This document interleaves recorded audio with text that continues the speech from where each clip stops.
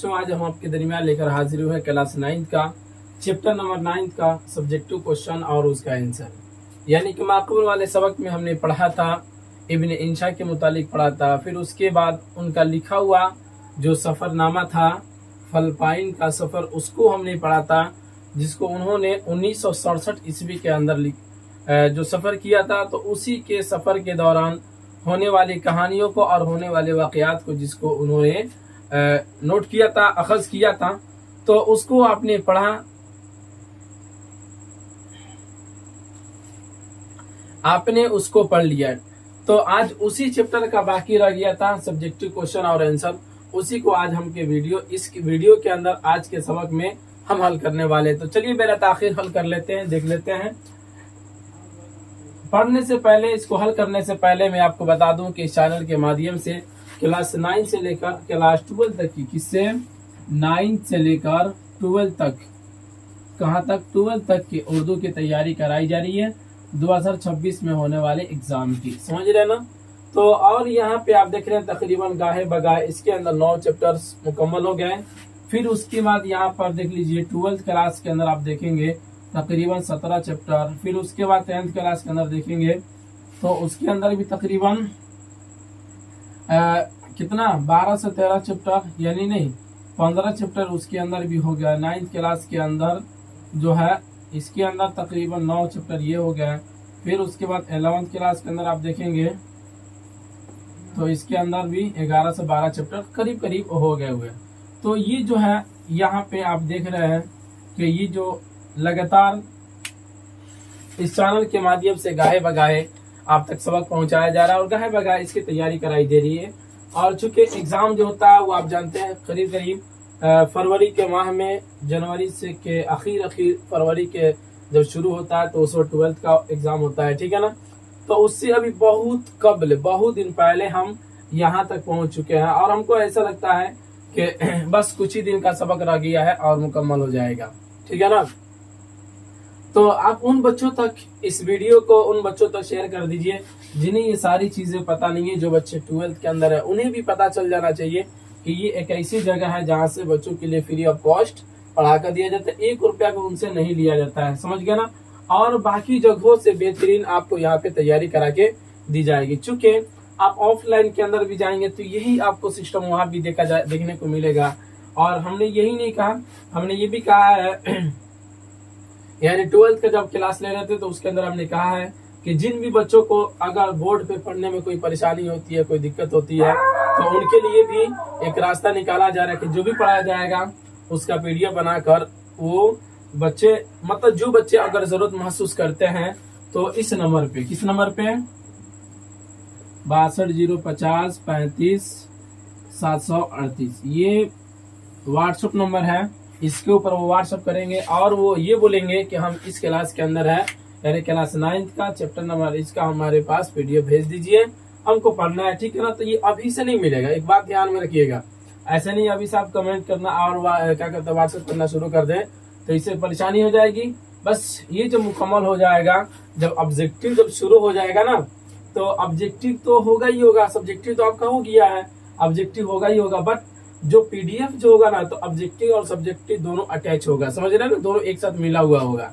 मिला हुआ होने का मतलब ये कि पहले सब्जेक्टिव होगा उसके बाद फिर ऑब्जेक्टिव होगा, यानी पीडीएफ के अंदर ऐसे तो पढ़ाया जाएगा, जो बाकी है उसी को पढ़ाया जाएगा और सब्जेक्टिव वगैरह के ऊपर ध्यान नहीं दिया जाएगा। आखिर में देखा जाएगा कि एक महा मैराथन क्लासेस चला दी जाएगी जिसके अंदर बिल्कुल ऑब्जेक्टिव और सब्जेक्टिव पूरे को एक ही क्लास के अंदर लपेट लिया जाए, समझ गए ना। तो वो तो आखिर मरहले में इंशाल्लाह होगा।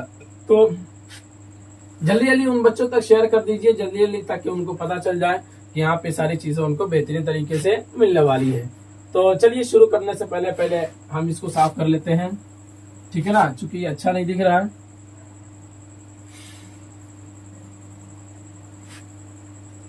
चलिए देखते हैं। सबसे पहले नंबर सवाल में दिया है कि इब्न इंशा की पैदाइश कब हुई। क्या सवाल में है कि इब्न इंशा की पैदाइश कब हुई, तो उसके जवाब में जिक्र किया इब्न इंशा की पैदाइश 1927 ईस्वी के अंदर हुई थी, यानी इनकी पैदाइश कब हुई थी 1927 ईस्वी के अंदर। सवाल नंबर 2 कहता है कि इब्न इंशा का ताल्लुक किस सिनफ अदब से है, तो उसके जवाब में जिक्र किया इब्न इंशा का ताल्लुक सफरनामा से है, جیسا کہ آپ یہ سفر کی بات، سفر نامہ کی بحث بھی چل رہی ہے، سفر نگاری کی بحث بھی چل رہی ہے، جیسا کہ آپ دیکھے بھی ہیں. اور ابن انشا کا جو تعلق ہے وہ سفر ہی سے، چونکہ یہ کوئی شاعر وغیرہ نہیں تھے، یہ کیا کہتے ہیں، یہ نثر نگار تھے. اور نثر نگار کا مطلب ہی ہوتا ہے کہ وہ ان کی کلامیں جو ہوتی ہے نا بالکل کھلی ہوئی ہوتی ہے. یعنی ایک ہوتا ہے نا جیسے کہ جو شاعر ہے وہ شاعری کریں گے، جو افسانہ نگار ہے وہ افسانہ نگاری کریں گے، جو ناول نگار ہے وہ ناول نگاری کریں گے. لیکن نثر نگار حضرات جو ہوتے ہیں وہ ان کی زندگی کھلی ہوتی ہے. نثر کے معنی ہی ہوتا ہے بکھرا ہوا، سمجھ گئے نا. تو گویا کہ وہ کلام ادھر ادھر کا وہ کلام لکھتے ہیں، ٹھیک ہے نا. تو سفر نامہ جو ہے یہ سفر نامہ سے ابن انشا تعلق رکھتے تھے، اور انہوں نے بہت سارے ایسے بھی سفر نامے لکھے جو کافی زیادہ پسندیدہ بھی ہوا، اور لوگوں نے اس کو چاہا بھی، اور لوگوں کے درمیان مقبول و معروف بھی ہوا، سمجھ گئے. تو اسی کو کہا کہ ابن انشا کا تعلق کس صنف ادب سے ہے، تو اس کے جواب میں کہتا ہے ابن انشا کا تعلق سفر نامہ سے ہے. سوال نمبر 3 کہتا ہے زیر نصاب مضمون کے قلمکار کون ہے، تو اس کے جواب میں ذکر کیا ابن انشا. کون ہے بابو؟ ابن انشا ہے. جواب سوال نمبر 6 کہتا ہے 4 کہتا ہے ابن انشا کا اصل نام کیا ہے، تو اس کے جواب میں ذکر کیا شیر محمد خان. کیا ہے ان کا اصل نام؟ شیر محمد خان ہے. سوال نمبر 5 کہتا ہے فلپائن کی راجدھانی کہاں ہے، تو اس کے جواب میں ذکر کیا منیلا ہے. کہاں ہے بابو؟ منیلا ہے. یعنی فلپائن کی راجدھانی جو ہے منیلا ہے، سمجھ گئے. تو یہ رہا آپ کے درمیان یہ کلاس 9 کا چیپٹر نمبر 9 کا سبجیکٹو کوشچن اور اس کا آنسر جو آپ نے پڑھا. امید کرتے ہیں کہ آپ کو سمجھ میں آیا ہوگا. چلیے اب اس کے بعد ہم مختصر گفتگو کو حل کر لیتے ہیں. تو پیارے بچوں مختصر گفتگو کو ہم دیکھتے ہیں. سب سے پہلے نمبر سوال میں آپ دیکھیں گے تو پہلا نمبر سوال میں یہ گیا سفر نامہ کی مختصر تعریف بیان کیجیے. سفر نامہ کی بھی تعریف آپ وہاں پہ پیچھے پڑھ کر آئے ہیں، تو یہاں پہ پھر بھی ہم بیان کر دیتے ہیں. یا سوال میں پوچھا ہے تو بیان کر دیا جا رہا ہے. تو جواب کہتے ہیں عام بول چال کی زبان میں سفر کے حالات و واقعات کو تحریری شکل میں لکھنے کو سفر نامہ کہتے ہیں. کیا کہتے ہیں؟ عام بول چال کی زبان میں سفر کے حالات، یعنی حالات کا مطلب کیا ہوتا ہے؟ سفر میں پیش آنے والی چیزیں اور واقعات کو تحریری شکل میں اگر آپ لکھ دیتے ہیں نا تو اسی کو سفر نامہ کہتے ہیں.